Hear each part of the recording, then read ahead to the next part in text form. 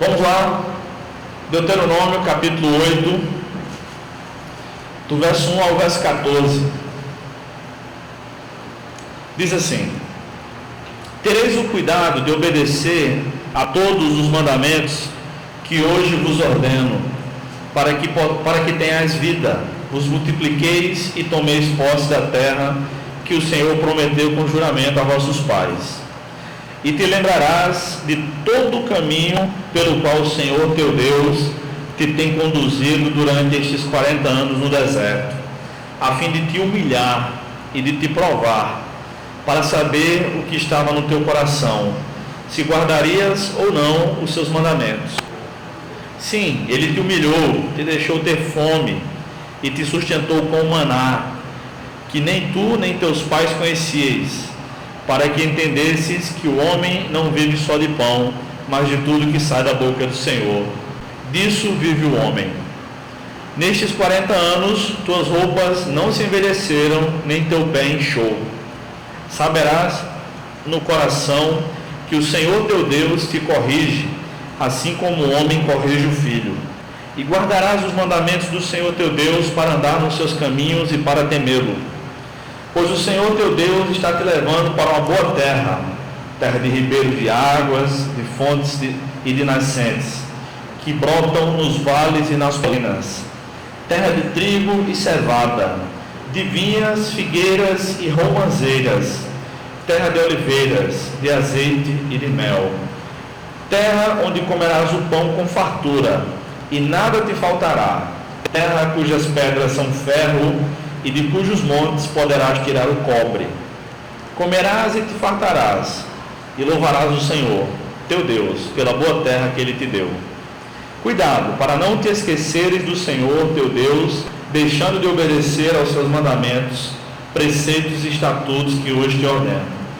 Não suceda que, depois de teres comido e estares farto, depois de teres construído boas casas e nelas morado, depois de se multiplicarem as tuas manadas e os teus rebanhos, a tua prata e o teu ouro, sim, depois de se multiplicar tudo quanto tens, o teu coração se exalte e te esqueças do Senhor teu Deus, que te tirou da terra do Egito, da casa da escravidão. Amém, irmãos, até aí.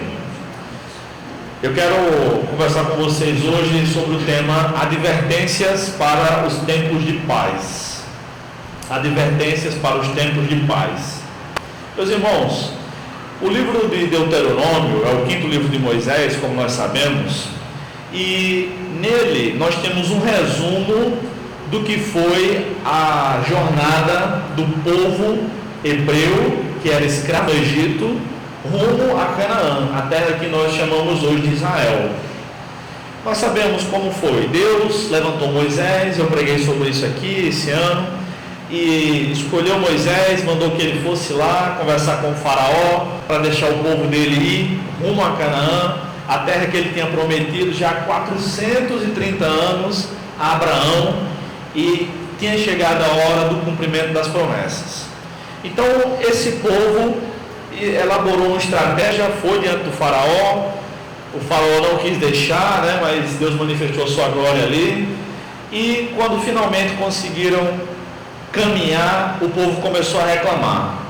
Então Moisés decidiu enviar 12 espias, 12 homens, um representando cada tribo de Israel, para olharem a terra, sem dizerem nada lá, como era a terra, e trazer as notícias para animar o povo. Só que desses 12 homens, 10 chegaram com incredulidade. E a incredulidade é um pecado que deixa Deus muito chateado. Todo pecado deixa Deus triste, mas tem alguns que deixam ele mais chateado, E desses 12 homens, 2 só, Josué e Caleb, chegaram animados.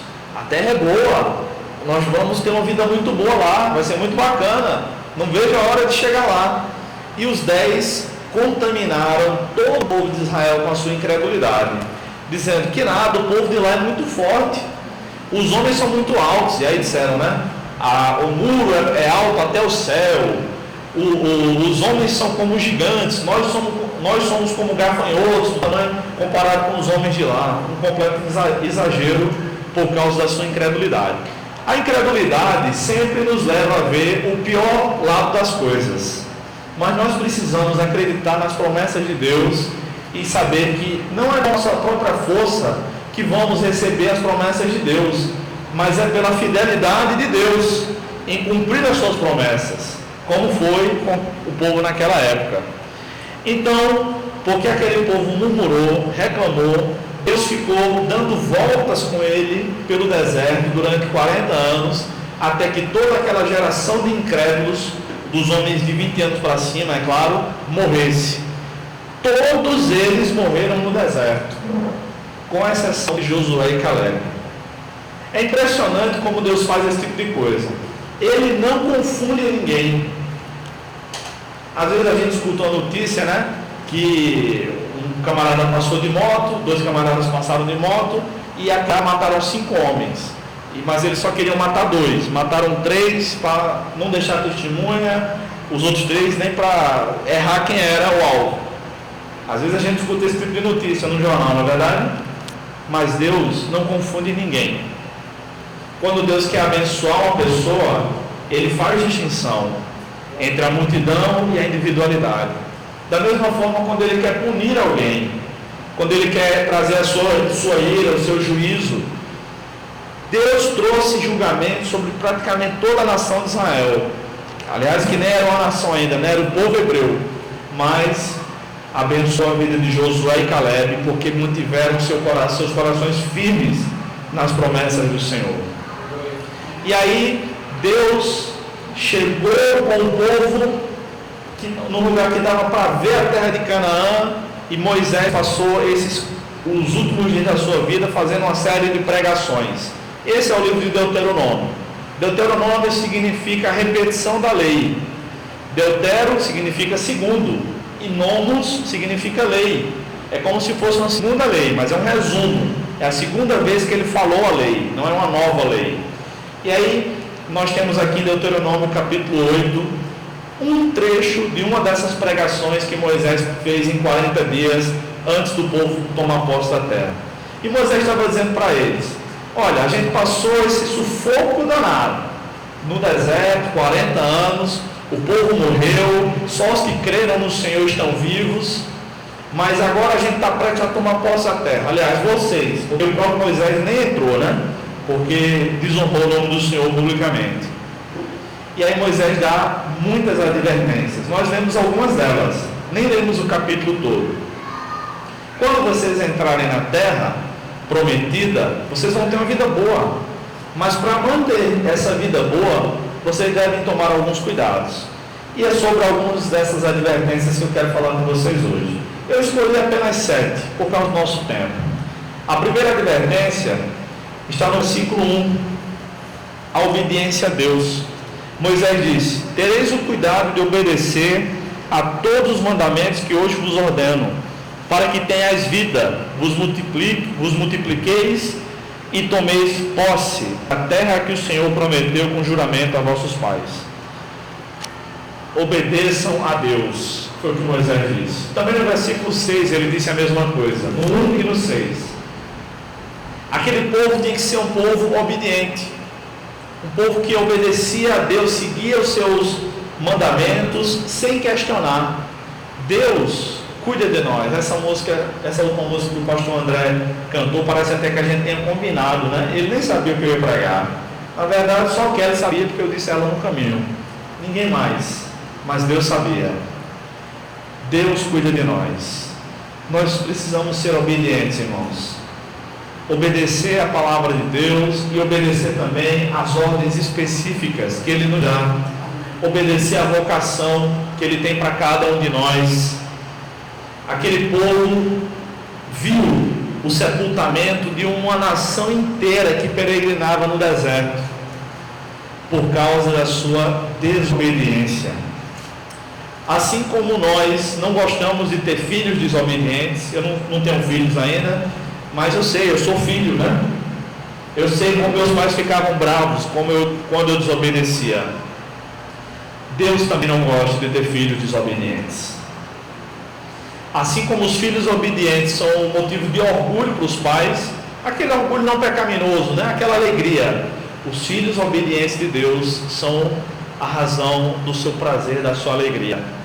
É por isso que Deus só disse essa frase sobre um filho só: este é o meu filho amado, em quem me comprazo, em Jesus Cristo. Porque Jesus jamais desobedeceu a Deus. Tudo que ele fez foi obedecer a Deus. Tudo que ele disse foi porque Deus mandou ele dizer. Nós devemos nos espelhar em Jesus se quisermos ser obedientes a Deus. A segunda advertência está no versículo 2. Nós devemos lembrar de onde viemos. No versículo 2, o texto diz o seguinte: e te lembrarás de todo o caminho pelo qual o Senhor teu Deus te tem conduzido durante estes 40 anos no deserto. Meus irmãos, está quente em João Pessoa esses dias, né? Está quente aqui, no Brasil todo. Aqui em Tibiri é mais arejado, viu? É mais arejado. Você sabe, muitos de vocês trabalham em João Pessoa, e ali no centro não é brincadeira não.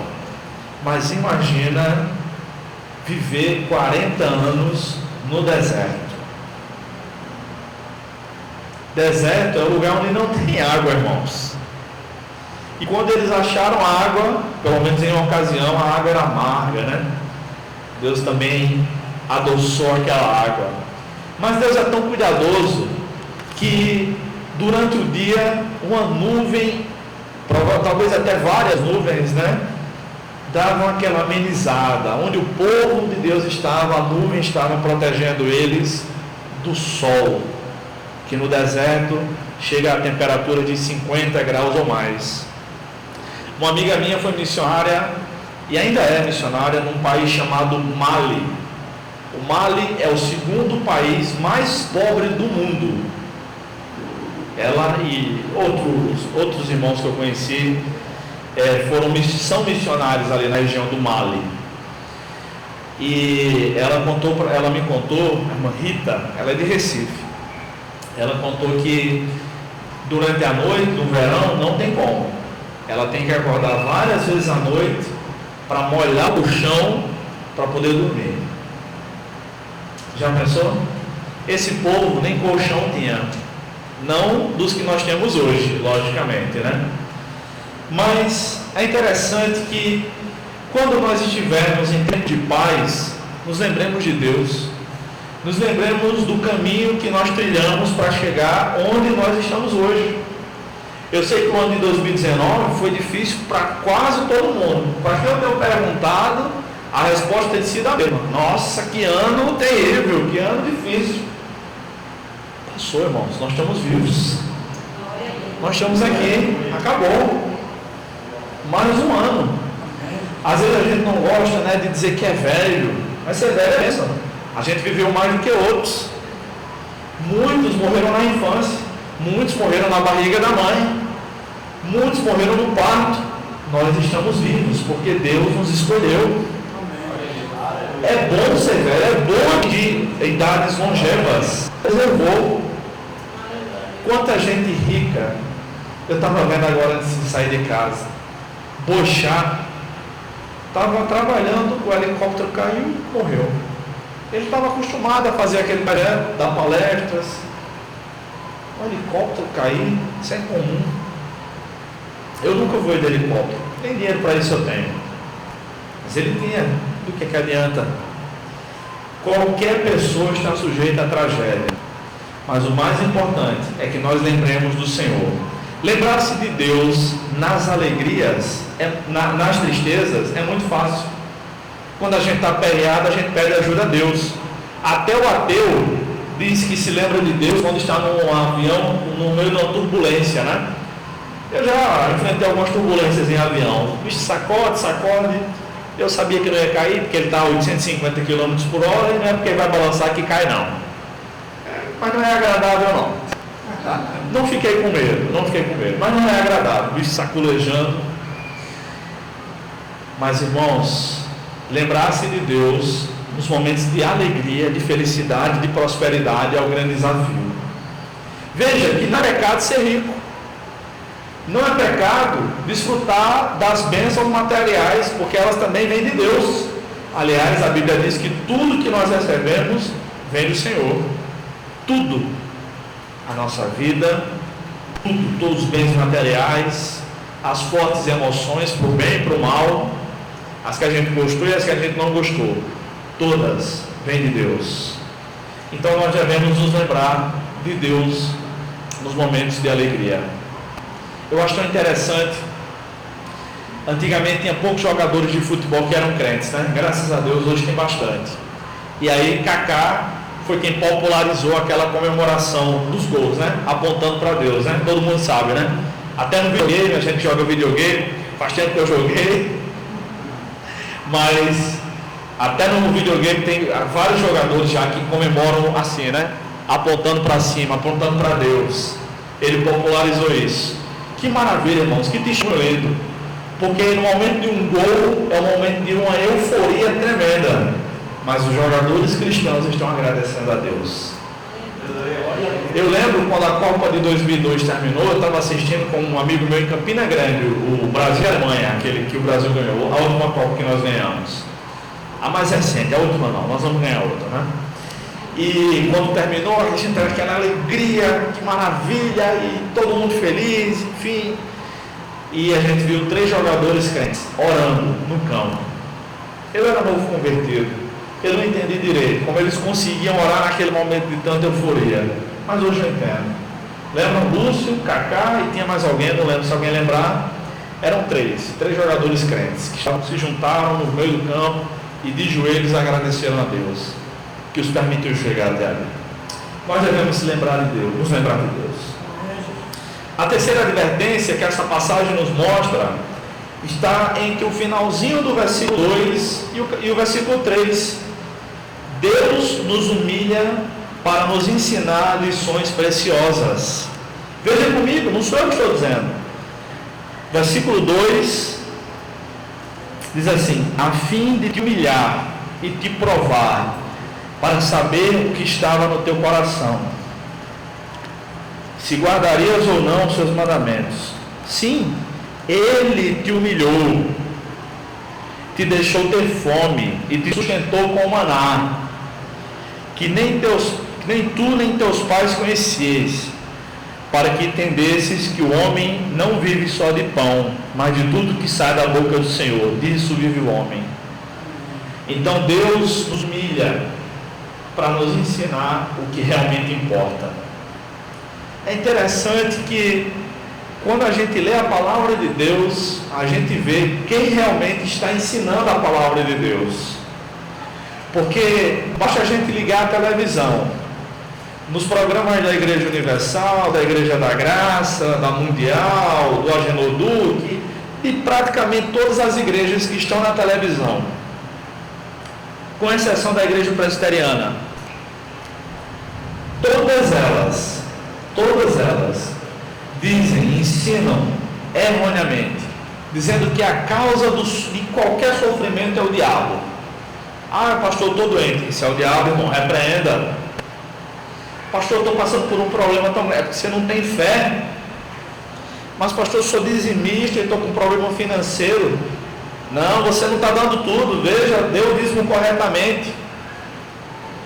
Meu Deus, isso é tudo mentira, irmãos. O texto diz que quem humilhou aquele povo foi o diabo? Pode ler, foi o diabo que humilhou aquele povo? O povo de Deus? Não. Quem nos humilha é Deus, irmãos. E como é bom ser humilhado por Deus. E a tradução não está errada, não. Sabe quando a gente tomava aquele sermão dos nossos pais, quando a gente era criança, que a gente se sentia humilhado, que às vezes até era melhor levar uma pizza do que ouvir aquele sermão?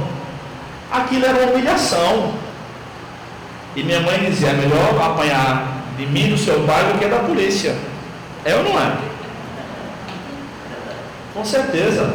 A não ser que o pai seja policial, né? Ou a mãe.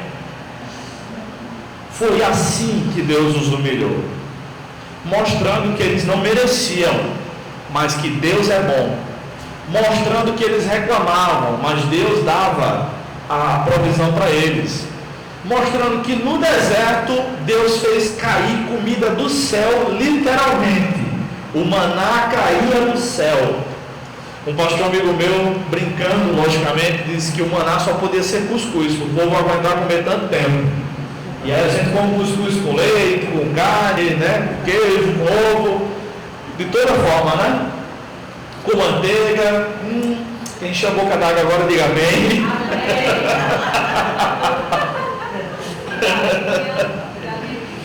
O maná não era cuscuz, irmão, nem tinha um gosto de milho, parecia com pão de mel, pelo que a Bíblia descreve. Mas aí o povo continuou a reclamar, dizendo que eu queria uma carninha, queria comer uma carnezinha e tal. E aí, vocês querem? E Deus deu tanta codorniz para eles que é como se eles comeram carne até vomitar, até nausear e vomitar. Irmãos, nós precisamos entender, quando estamos passando por uma situação difícil, não é, a pergunta certa a fazer não é, meu Deus, por que eu estou passando por isso? A pergunta certa a fazer a Deus é, meu Deus, para que eu estou passando por isso? O que é que o Senhor está querendo me ensinar? Será que eu estou aprendendo direitinho? Essa é a pergunta que um crente sábio deve fazer em suas orações. E não durou pouco tempo não, irmãos, aquela humilhação. Foram 40 anos. Sabe aquele salmo que diz que o choro pode durar uma noite, mas a alegria vem pela manhã? Aquilo é figurado. Aquela noite, ou seja, aquele período de tribulação pode durar mais do que 12 horas. Pode durar alguns anos. Pode durar algumas décadas. Mas Deus dá um consolo.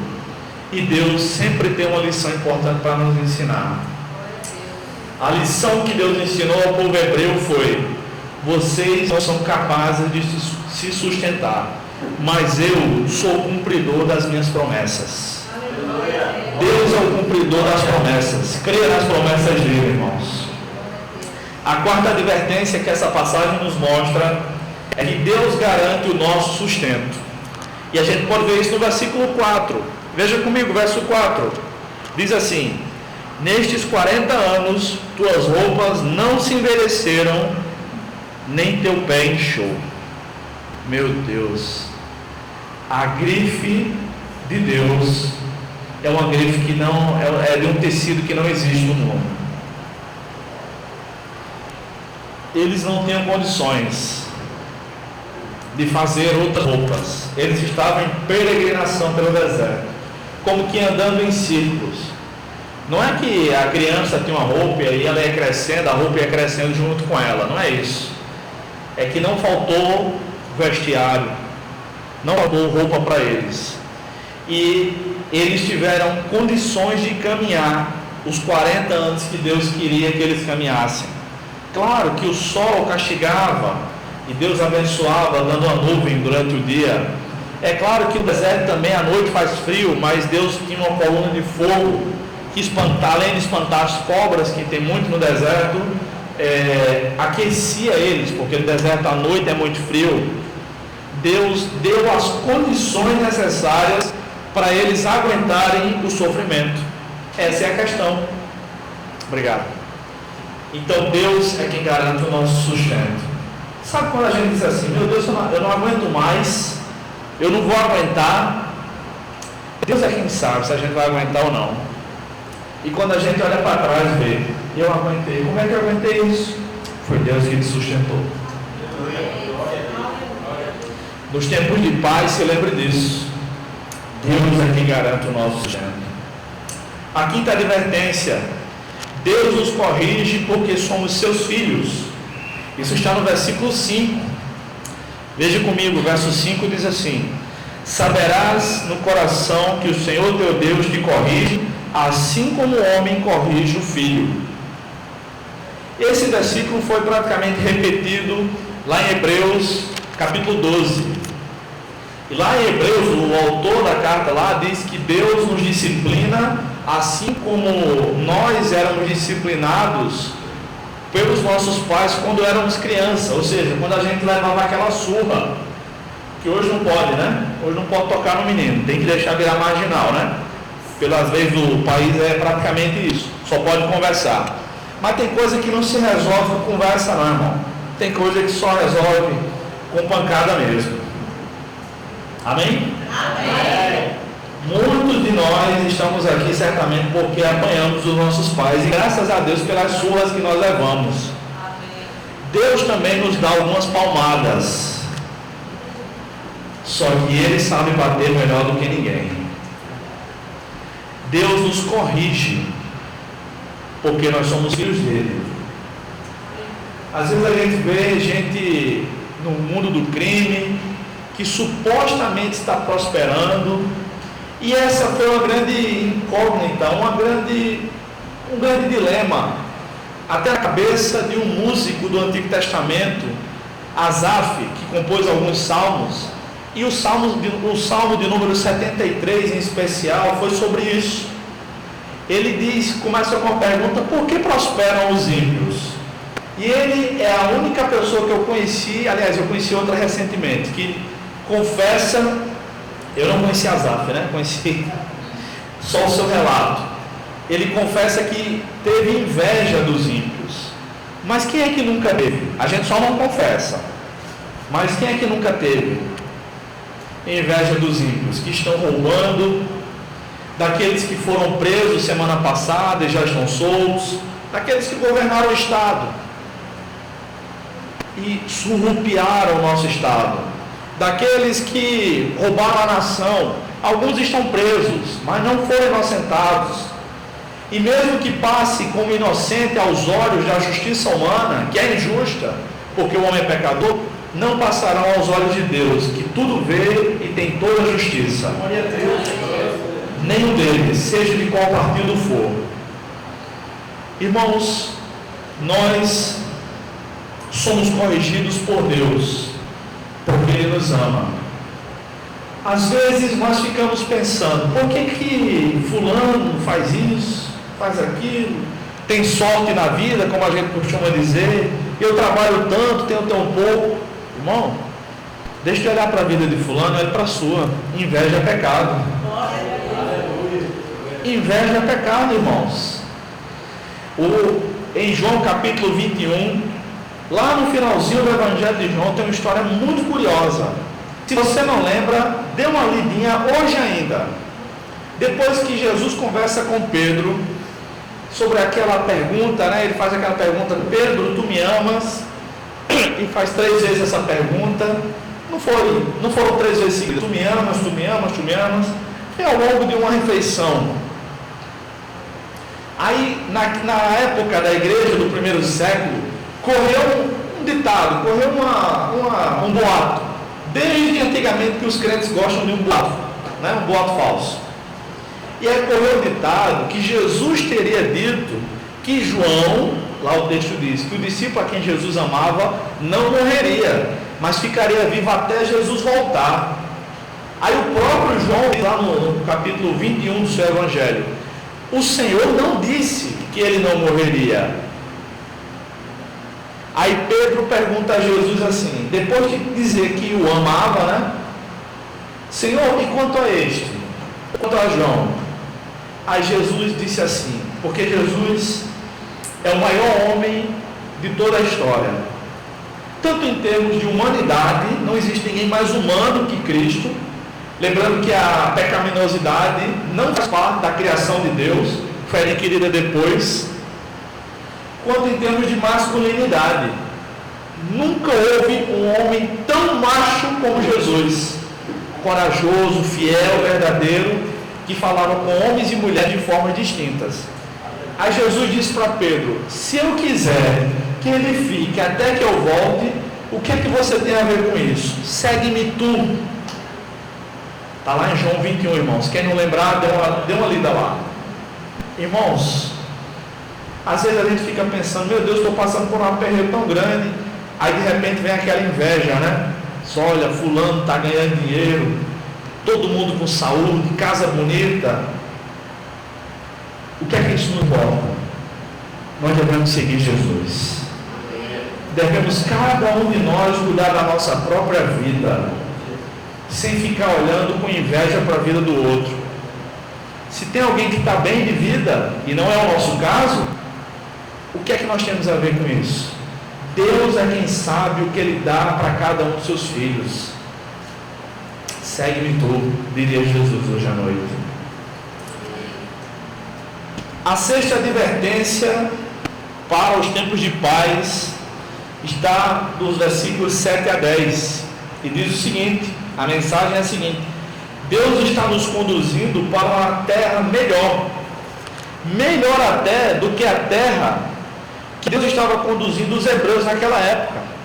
Veja comigo do versículo 7 ao versículo 10, que diz assim: Pois o Senhor teu Deus está te levando para uma boa terra, terra de ribeiros de águas, de fontes e de nascentes que brotam nos vales e nas colinas, terra de trigo e cevada, de vinhas, figueiras e romanzeiras, terra de oliveiras, de azeite e de mel, terra onde comerás o pão com fartura e nada te faltará, terra cujas pedras são ferro e de cujos montes poderás tirar o cobre. Comerás e te fartarás e louvarás o Senhor teu Deus pela boa terra que Ele te deu. Que maravilha! Deus estava conduzindo aquele povo durante aqueles 40 anos para esta terra que nós chamamos hoje de Israel.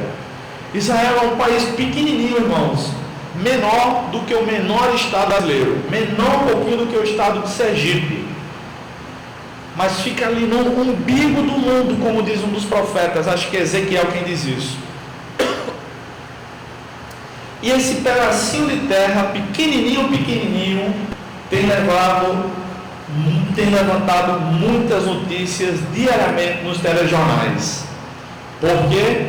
Porque é aquela terra que Deus prometeu aos hebreus, os inimigos de Deus querem tomar posse dela, mas jamais tomarão. Deus deu aquela terra para o povo perpetuamente. E é interessante como no meio do deserto Deus fez brotar as maravilhas de Israel. Todos nós usamos tecnologias desenvolvidas em Israel. Por exemplo, os pendrives que nós utilizamos para levar nossos arquivos, músicas, arquivos de Word, PowerPoint, o que a gente precisa levar nos pendrives, foram desenvolvidos em Israel. O GPS que a gente usa, pelo menos o Waze, que é o GPS de celular mais conhecido do mundo, foi um judeu que criou. E inúmeras outras tecnologias, tecnologia de agricultura, até o governo brasileiro está tentando fazer a parceria, dessalinização de água, lá em Campina Grande já está funcionando a dessalinização da água. Eu lembro quando eu era criança que eu tinha que viajar para Campina para visitar meus avós. Toda a minha família é Campina Grande, embora eu seja pessoense, meus pais, meus tios, são todos de Campina, nascidos em Campina, e eu, achava horrível a água de lá. Ainda acho, Ainda acho. A água de uma pessoa de ótima qualidade, a água de Campina ruim. Com a tecnologia criada em Israel, já é possível dessalinizar a água do mar, inclusive, que outros países já fazem isso, Irmãos, só que Deus não está nos conduzindo para Israel. Agora Deus está nos conduzindo para uma terra muito melhor, que é a Nova Jerusalém, que descerá do céu. Então, como disse Paulo, que o que nós viemos a passar nessa terra não pode ser comparado com a glória que há de ser revelada. Por mais que soframos aqui nessa terra, tudo vai valer a pena quando Jesus Cristo voltar. Tudo vai valer a pena. É por essa razão que os cristãos perseguidos morrem sem a cabeça, mas não negam a Jesus. É por essa razão que nós servimos a Deus, que muitos crentes sofrem perseguição filosófica, física, apanham diariamente, mas não negam a Jesus. É por essa razão que o irmão Mehdi, um marroquino, filho do rei de Marrocos, o sucessor no trono, quando estava sendo preparado para governar o país, seu pai queria se aposentar, se converteu a Jesus, veio embora para o Brasil, abandonou toda a sua riqueza e veio morar numa mesquita, tendo que lavar a própria roupa, coisa que ele jamais tinha feito aqui no Brasil, sendo pobre, por causa de Jesus. E é por isso que nós estamos aqui também, porque nós queremos a nova Jerusalém que desce do céu. Lá talvez a gente chore uma vez. A Bíblia diz que Deus enxugará dos nossos olhos toda lágrima. Então dá a entender que nós vamos chorar pelo menos uma vez no céu. Eu estava analisando isso, e o Dr. Heber Campos, um pastor presbiteriano, explicou, eu concordei com ele, que talvez Deus nos confronte. A confrontação final seja com o próprio Deus dos nossos pecados. Olha, você fez tudo isso, não num telão no céu, porque isso não é céu, né? Mas é o inferno, né? Mas pessoalmente, cada um de nós, você pecou naquele dia, você fez tal pecado, mas eu te perdoei. Jesus morreu por causa disso. Amém. Você passou por tal tribulação, mas eu te consolei. Aleluia. Você está aqui por causa disso. Glória a Deus. E aí no céu, o Senhor vai enxugar o nosso último choro. Glória a Deus.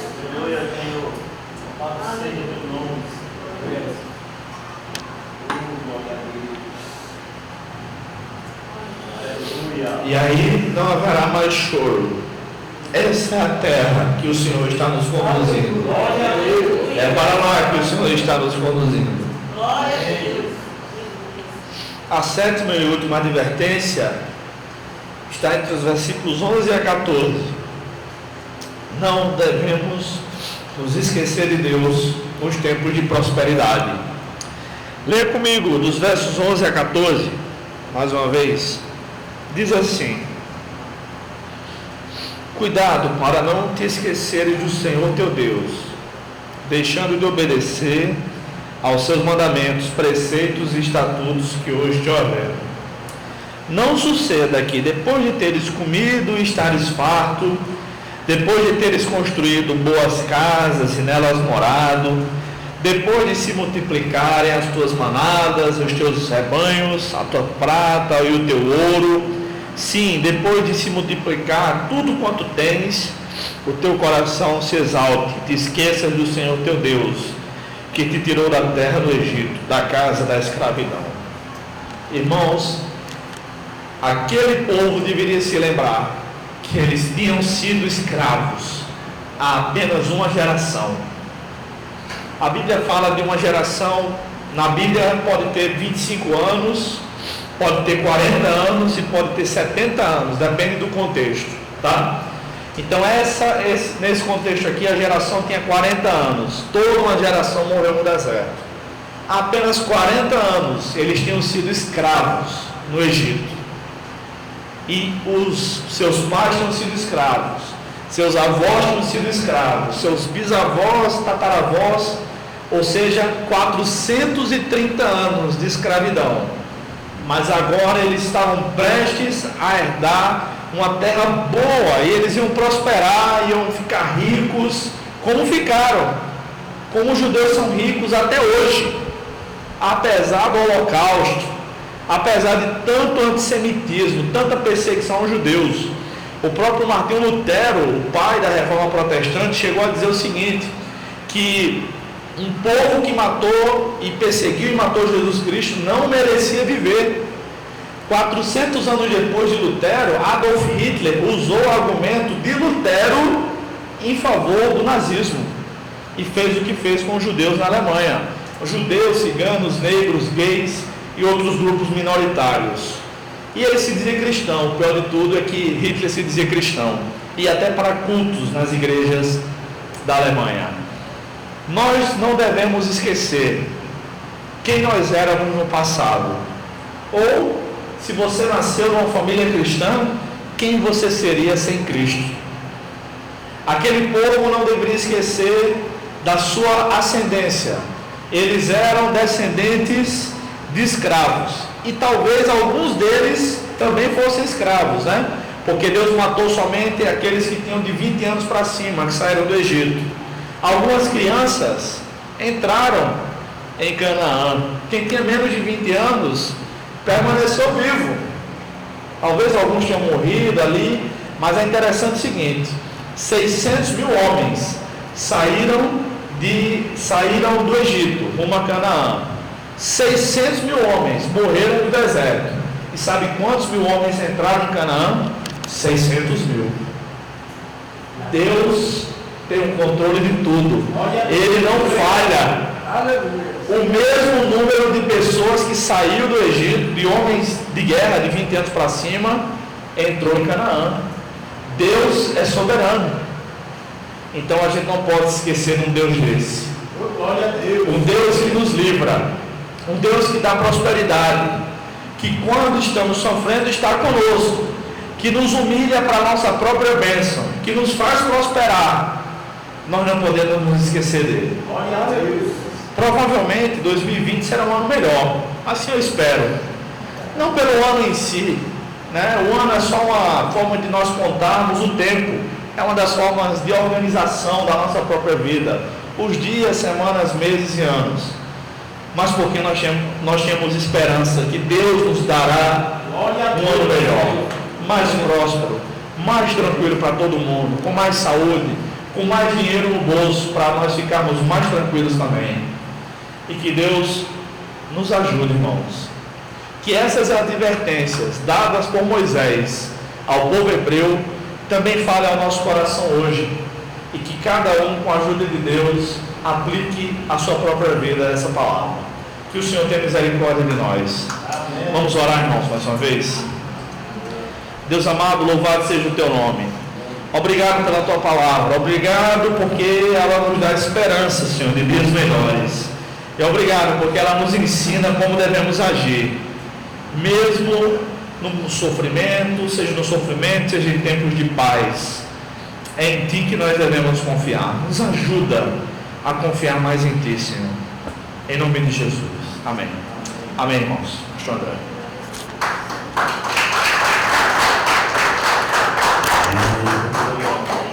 Louvado seja Deus.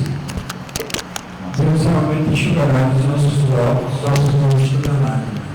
Amém? Amém.